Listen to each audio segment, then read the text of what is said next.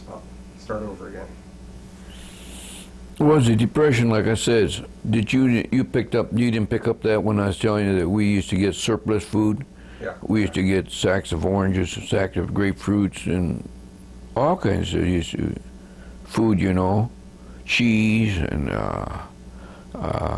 powdered sugar and powdered milk and all of that stuff, you know, potatoes, rice, a lot of rice. I thought we were, well, rice, you know, we made sopa, you know, which you're not too crazy about sopa, you know. We like fideo, you know. I did too, you know. That's about, I knew that there was no work. The railroad, and that's the funniest thing, the railroad worked through the Depression.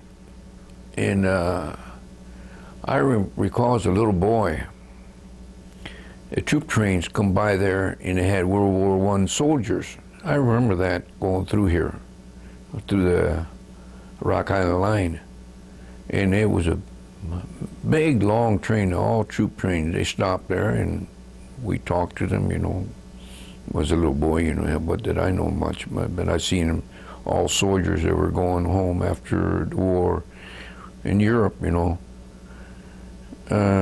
Seemed like all the wars always been in Europe, you know. We've been very fortunate in this country that that last war that we had here was a Spanish-American War in the Indians, you know.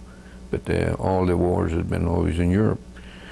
And I used to go up there.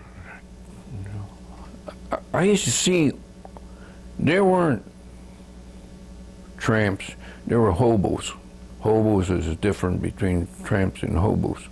These people were going from one place to another place looking for work.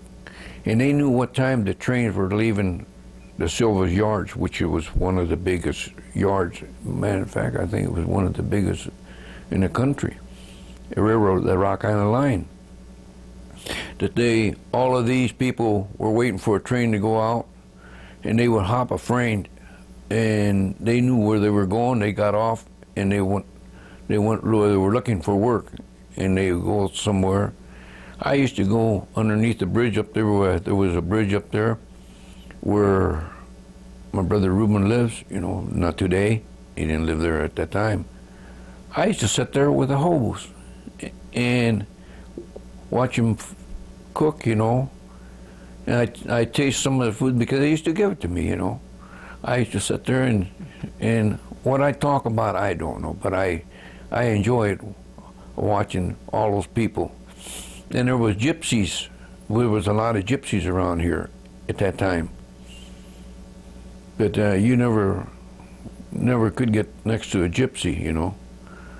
And well, I always knew the gypsy is a fortune teller, you know, but that's about all I knew about the gypsy. But I had seen their camp, that they had a camp right there by where the hobos at, and there was a big line, but they wouldn't let you go in their camp at all. They was restricted, you know. They didn't let nobody. And that's about all I remember about the Depression.